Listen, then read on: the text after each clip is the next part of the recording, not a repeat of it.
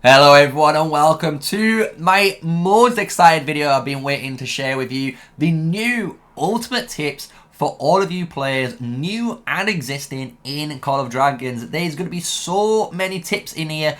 Over 20. I lost count honestly on how many tips I was able to provide all of you players. So if you're looking for any tips in season 1 or season 2, guess what? We've got you covered with the old and new mechanics for the game. So stay tuned for all of that information and all the secret tips and tricks of the trade to become a pro gamer and one of the best in Call of Dragons.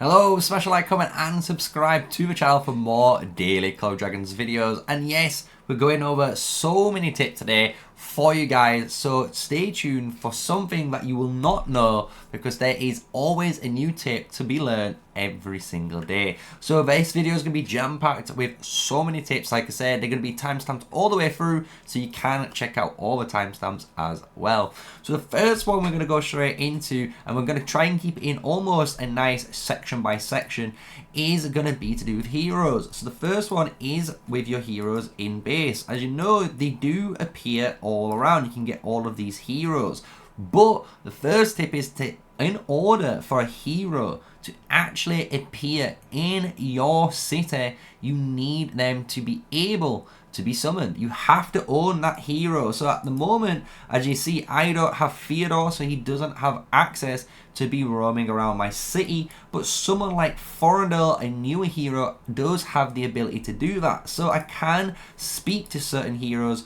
when they come. Just keep regularly checking in and out of your city, and every single time you're gonna do, you're gonna get a reward, which is the second tip of the video. By obviously speaking to any of these heroes, you're going to be able, for the very first time, you're going to get a gold key for the very first conversation spoken to a brand new hero in your city, which is really cool. But as well, once you've completed any of the dialogues afterwards for them heroes, you will always gain some sort of reward. At the moment, we've already claimed all of our rewards. As you can see, we always stay on top of it to gain free speed ups as well as free resources. So keep on top of that for some extra, resources and goodies.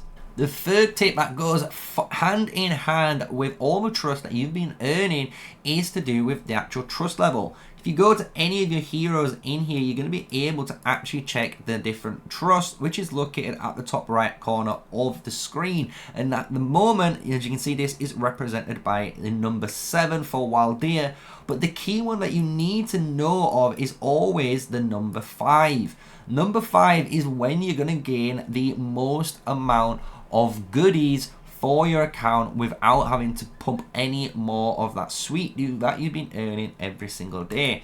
And the reason I'm talking about that is when you go into dialogue, every single time you go into dialogues on trust levels 2, 3 and 5, you're going to be able to gain basically some free sculptures. The first one, which you will watch, will give you 2, the second one grants you 3, and then the last one grants you 5. So for a trust level 5, you will always get 10 legendary sculptures for those heroes. This also works for epics as well as the blue heroes if you are needing any extra sculptures for them. So in the early game, as the fourth tip now this is rolling into, just remember, don't invest your head straight away, because you can always, when you get a new hero unlocked, speak to him in the city first, and then what you would do then is go and hit the gift button and gift them some sweet do. By hitting this gift, you can give up to 20 a day, and this is more than enough to get them to almost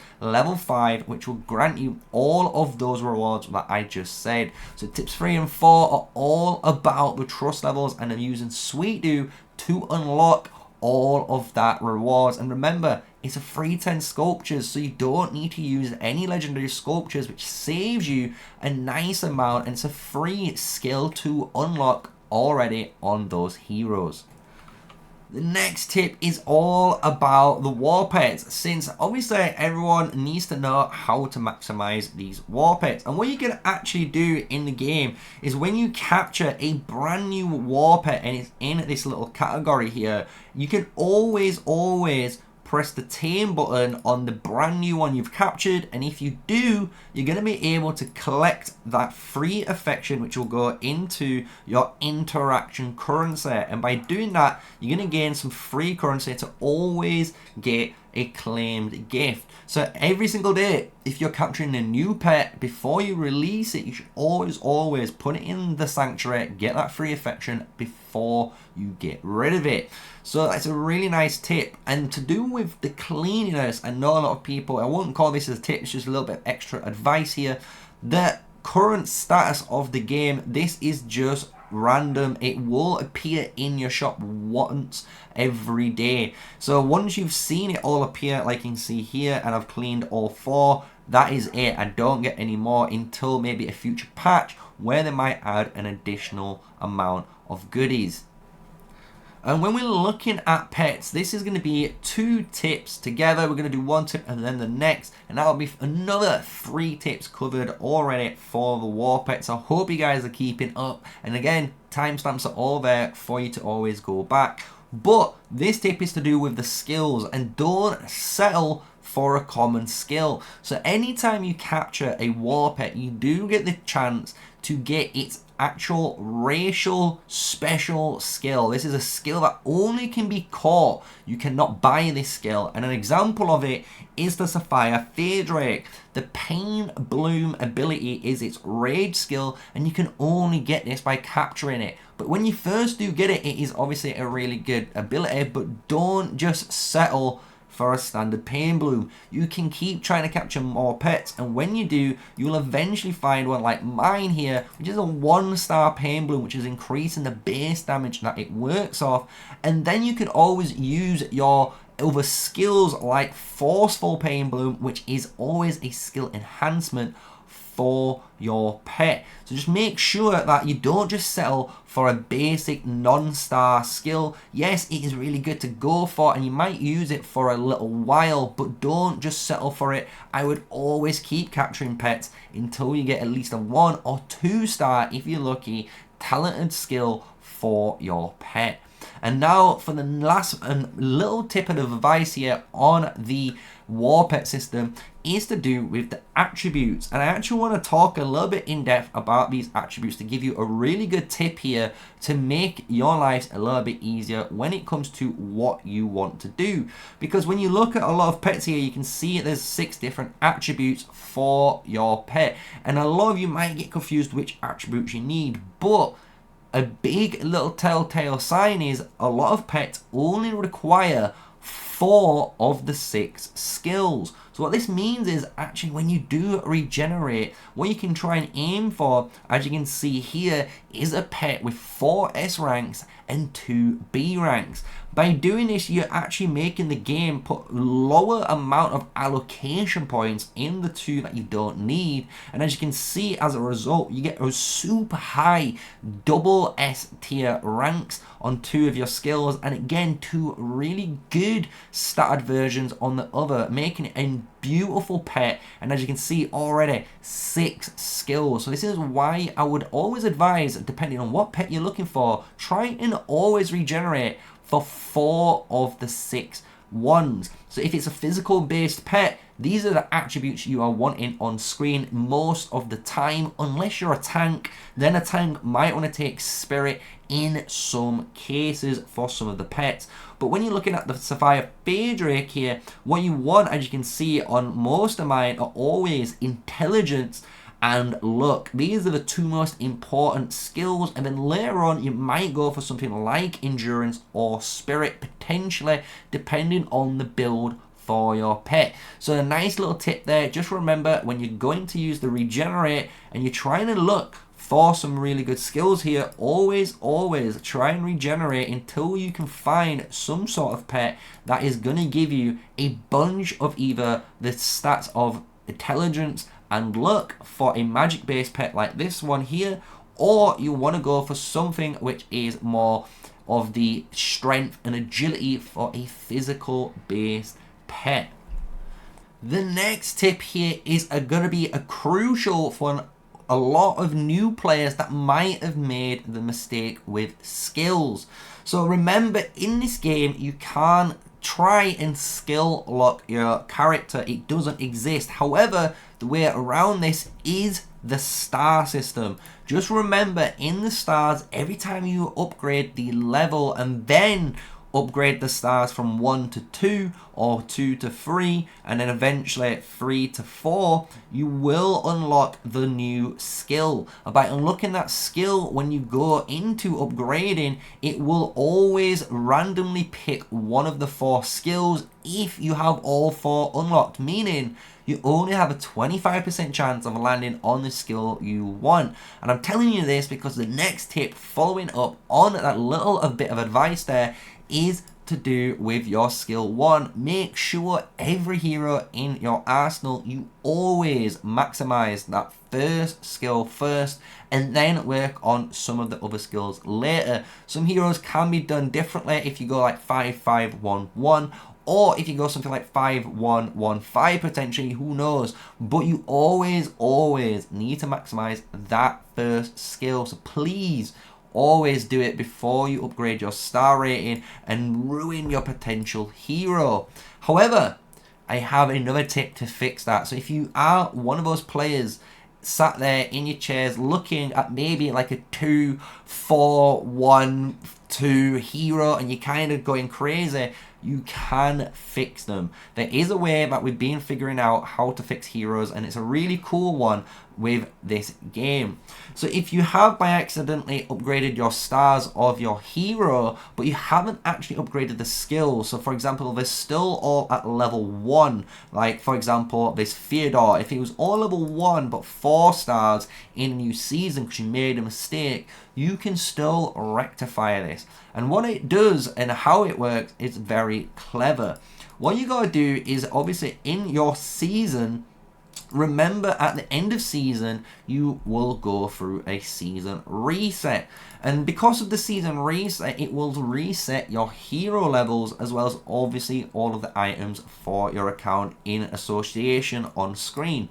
But what you can do because of that is, since we've over leveled him and we didn't obviously use our skills, our first skill, like the Go and Win here, will be the only option for our skills to go into. So we can now fix our skills and reset and upgrade our hero so they all go into that first skill slot. And another really good example of it is if, for example, my Canara here, if I really wanted to next season, if I want to go for a Canara that's a 5-5-1-1 Canara, what I can do is next season, when this hero resets back to level 1, I can then obviously go to level 10, and once I'm level 10, this second skill will have unlocked, and then I can upgrade her skills and obviously invest my sculptures into her, and by doing that, it's only having the second skill unlocked because of the star system, right? Just remember how this star system works, and it can save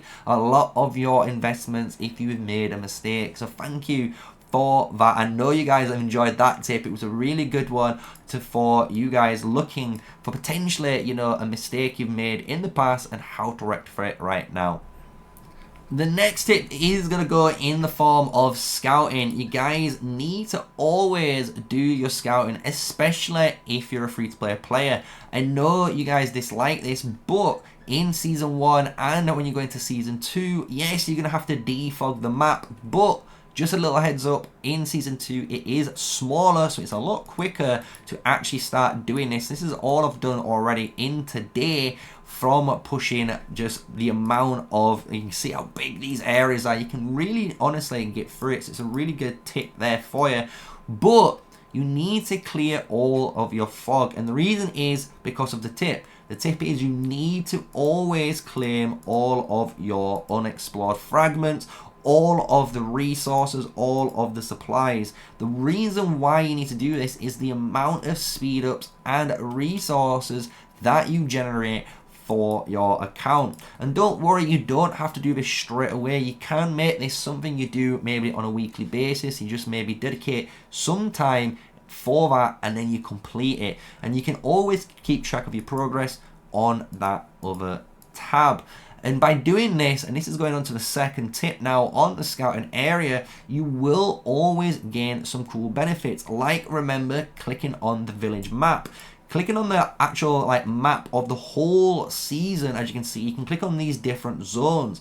And by clicking on these zones, once you've done all of the scouting for that zone, will grant you some extra stuff. You can click on, for example, the Grove of Secrets. This will generate you again some extra gems for just completing these little landmarks, but you can also click the top corner and then claim this button instead of go, and it will allow you to get the 50 gems and extra speed ups again located at the top. So you can get a bunch of resources within the scouting. Just keep doing it, and honestly, I know it's a bit of a burden, but it's going to be worth it in the long run. And now, going on to the final tip on the scouting, is one of my personal favorites that I've found out quite recently, and I'm kind of feel like a little bit of a sucker for not finding this out sooner, but in the current season, what you can do is a really cool feature, because a lot of players, as you notice here, play on the alliance mode on the map, as you can see. And by doing this, obviously you can see all of the zones when you are scouting, right? But there's a really cool tip what you can do when you're looking for the actual scouting purpose. If you switch to the Explore tab here, what you can see is, and what I want you to take note of, is these icons. If you look at this little icon here in the fog, this is actually the Observatory Tower. So this little tip here is just click on the Explore tab, and if you are wanting to, you can actually go straight to that Observatory Tower and you know you've got it claimed. And obviously getting these Observatory Towers are amazing, because by claiming these Observatory Towers, it allows you to clear all of the fog once you've hit at least 90% of the defogging of that stage. So honestly, it does save quite a bunch of your time, because again, there's a bunch of different zones that you can use these observatory towers in. So let's go on to the next set of tips. I know we've been smashing it so far, and there's tips for every occasion here, so I hope you've enjoyed it. And remember, smash a like, comment, and subscribe for more daily videos of me, MrSneakyy. And with all that, let's go into some more tips for you in Call of Dragons. The next set of tips is all about the VIP area, and there's a lot to actually take in and what you can do with the VIP area to make your account a lot better. Obviously, the first tip, as you guys know, for most players, especially for free-to-play players, what I would always advise in the early game is to invest as much of your gems into VIP until you hit some certain milestones. The reason is it's going to help you develop your account a lot quicker in the long run. So one of the main ones straight away is actually if you can push straight away to level 7. If you can get to level 7 VIP as fast as possible and maybe sit on this for quite a bit, maybe like a week or two, you're going to get a massive benefit, because for 2 weeks you can select any of the heroes that you might be needing to work on and get 2 sculptures for it. And by doing this, just think that's 14 sculptures straight away for free by just logging in, right? And by doing this, you're setting yourself up to farm either some more gems or get gems through events to work on the next VIP target, which will be VIP level 8. This is the main milestone that you guys need to reach straight away once you've hit that 7. And the reason is because of 2 things. You get the second research queue, which allows you to obviously research a lot quicker and better for your account with the 10% research speed, but more importantly, you will then get the choice of a legendary hero that you own. So at the moment, I have it on Kanara because I am actually working on getting my Kanara leveled up to a 5-5-1-1 commander. But later on, what I can do if I want to is choose, as you can see, Forendil here, and this will let me get daily heads for him. So you can switch this on the fly and work on your legendary heroes once you hit VIP level 8. So that's a really nice tip for you guys, a little bit of advice on that level. But we're not done there. We're going to go over another tip to do with the store, and more importantly to do with season reset, because you can buy basic CP recovery every single week in this store. Everyone's going to do it. It's only costs you gold, which is one of the best things to do because you can farm gold really easily. But in a season reset for your very first time, if you're in season 1 and you're going to be entering season 2, what you know is in a season reset is all of the bottom. So all of the bottom here on the season reset will disappear, meaning any of your levels on your heroes will disappear, but your skills will stay, and any stars. So if you've got a 555 commander, for example, he will stay 5555. You keep your awakened commander. All you gotta do is re-level him from level 1 to 60 again. And the reason they do this is just to balance the game out from people who are hoarding masses and masses amount of XP for the future, like there is in other games like Rise of Kingdoms. But here you can see the CP items will all be scrapped at the end of the season. So what the tip is to do with the VIP store, knowing that knowledge, is the fact that you can go to the store here and wait. If your season reset lands on the midweek, so anytime between Tuesday to Sunday, what you can do is not buy your basic CP recovery, and on season reset on day 1, when you enter Belleron for the first time, when you experience some new gameplay, you can then buy basic CP recovery. So straight away you'll have a bonus of 1500 CP to start the season off with, as well as obviously your daily 1800 CP that will regenerate throughout the day. So a really good tip there to use for you guys in the future.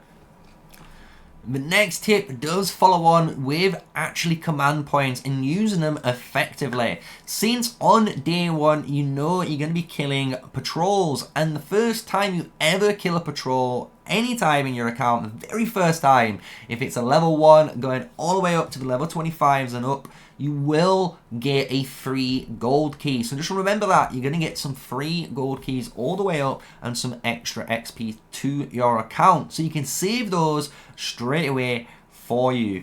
But then we're going on to the next tip already, a nice easy tip, and this one is one of my favorites, and it's going to be used for you guys if you're really good at future planning.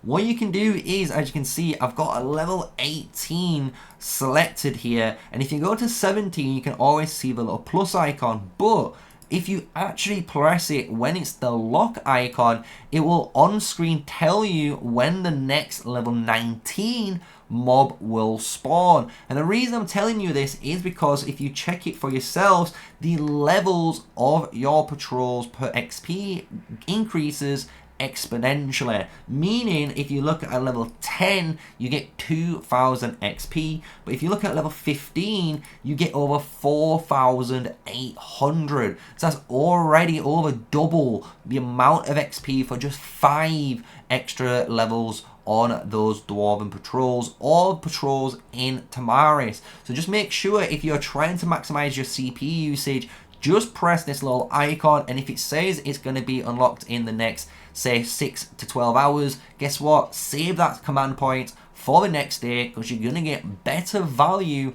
using it there. A really good tip here for farming is always send your farmer to the Alliance mine, but make sure you actually equip the Green Fingers Sickle. This artifact that you can get, it's a purple, and anyone can earn this by going through the dark chests that are just free to claim from killing patrols and getting those keys. You're gonna be able to get Green Fingers Sickle, and getting one immediately gathers, as you can see, a bunch of resources, and you can use this same ability on a Alliance mine. So if you're doing any big massive mines where you've got 90 million amounts of gold in here, you can always at the start use your Green Fingers Sickle, get 400,000, and then at the end of the day, once it's done its 12-hour refresh, you're going to be able to do it again for another 400,000. So it's a massive amount of resources that you can inject into your account by using efficiently your artifacts with your Alliance mines.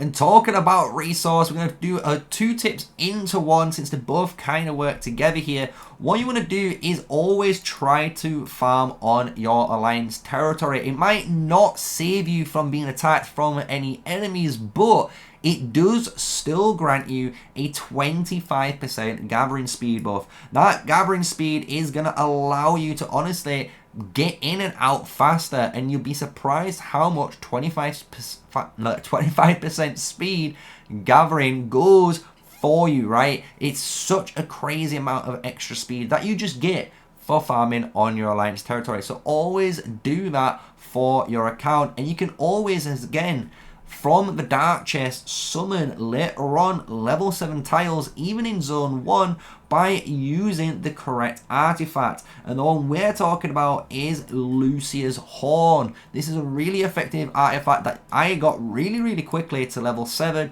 And once you max it out, as you can see, the minimum and maximum is always going to be level 7. So you can always get either a level 7 gold, stone, wood, or mana tile. It is a bit random, but it's always nice to have a massive inject of resources that you will be needing.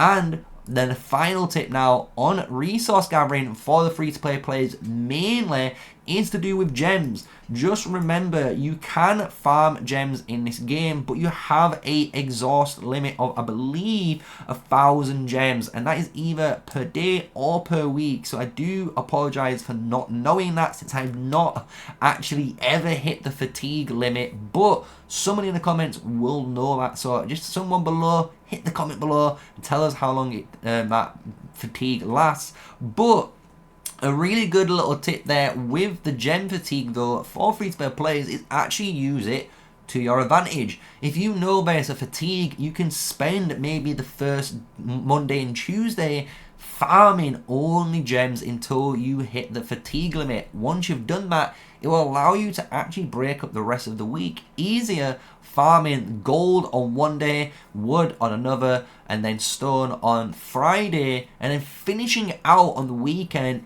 just farming purely mana to stock up as much as you can. So it's a really effective way of actually time managing and getting that resource. It's a really nice tip there, a little bit out of the way, but it's a bit of advice for you guys, and I hope you've been keeping up with so far all of the tips, and we've still got a bunch more tips to go, so keep sticking around and keep staying in, because we've got so much more to come.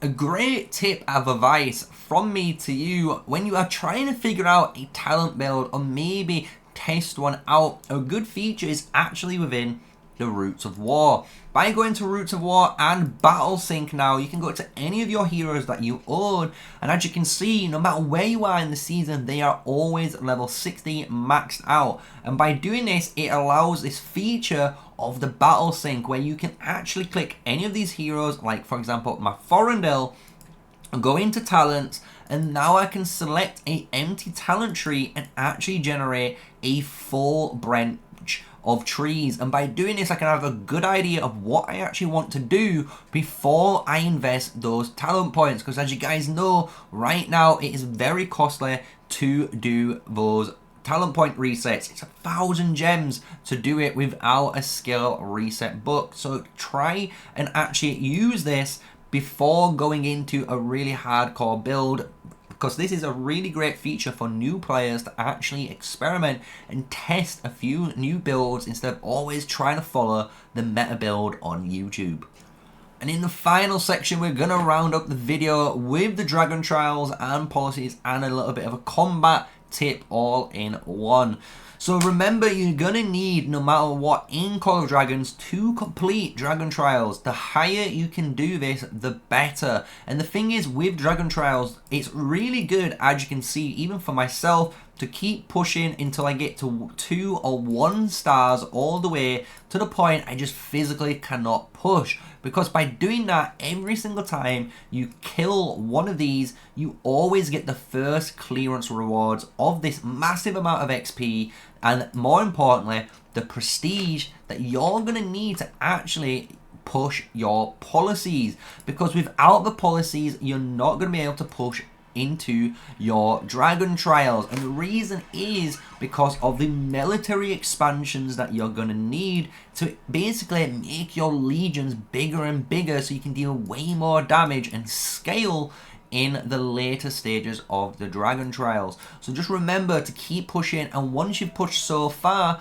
and you've leveled up those heroes, you can always, like I do, go into your campaign and you're going to be able to actually go back and clear those again. And by clearing them again, you'll notice here you've got a bunch of 3 stars and 3 stars and 3 stars, and this is gonna generate extra per hour prestige, glass, and XP for your account. So you can see I'm only 45 stars from maxing it out, and I am a T4 player. This is within the first week of season 2, so you can easily do this yourself, and you can get even further because I can still push myself. So keep on top of Dragontrials, and if you do, your account is gonna do great.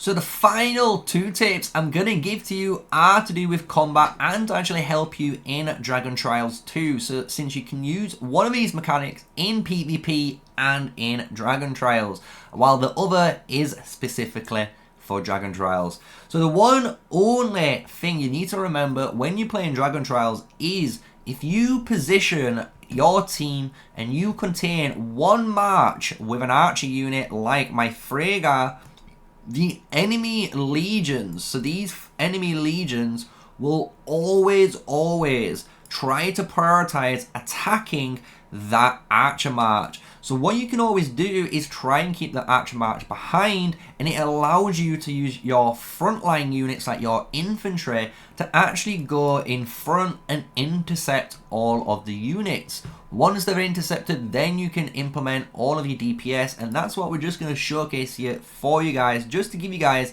a little basic understanding of this mechanic. So you can see they're already all aiming for my units here. So we're just going to pull her back to make sure they're out of the way. And once they are and they're all intercepted like they are, we can now use all of our marches and prioritize one of the targets. So for example, I'm going to prioritize this one and start using all of my skill damage, as you can see, to nuke down all of these units. A nice little tip for you during the PvP, as you notice, I was using a PvE artifact, and PvE artifacts like the Bomb Flinger or even the green spellbook like I just used does work in Dragontrials only. So just remember that, because this is a PvE based style area, you're going to be able to use it.